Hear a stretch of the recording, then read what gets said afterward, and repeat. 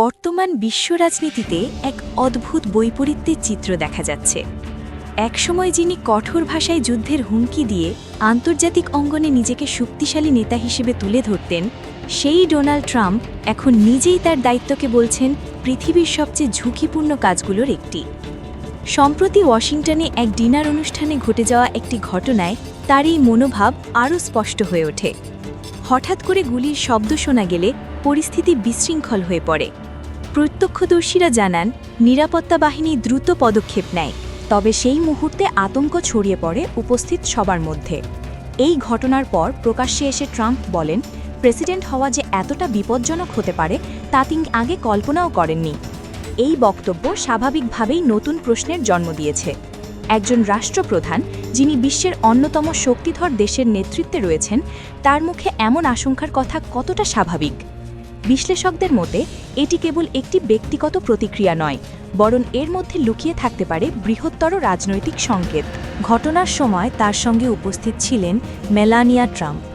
Trump নিজেই জানিয়েছেন, এই ঘটনা তার পরিবারের উপর মানসিক চাপ সৃষ্টি করেছে। এমনকি নিরাপত্তাজনিত কারণে ভাইস প্রেসিডেন্ট জেডি ভ্যান্সকেও দ্রুত নিরাপদ স্থানে সরিয়ে নেওয়া হয়।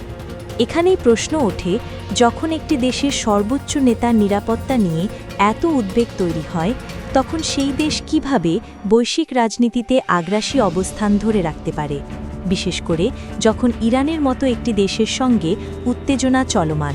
তখন এই ধরনের মন্তব্য মিত্র দেশগুলোর মধ্যেও অনিশ্চয়তা তৈরি করতে পারে। ট্রাম্পের সমালোচকরা বলছেন, এই বক্তব্য তার দুর্বলতার বহিঃপ্রকাশ। আবার কেউ কেউ মনে করেন এটি একটি কৌশলগত অবস্থান, যার মাধ্যমে তিনি জনমতকে ভিন্ন দিকে ঘোরানোর চেষ্টা করছেন।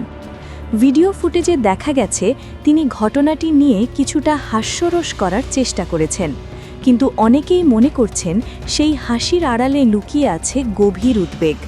ক্ষমতার কেন্দ্রবিন্দুতে থেকেও ব্যক্তিগত নিরাপত্তাহীনতার অনুভূতি, এটি যে কোনো নেতার জন্যই একটি বড় চ্যালেঞ্জ।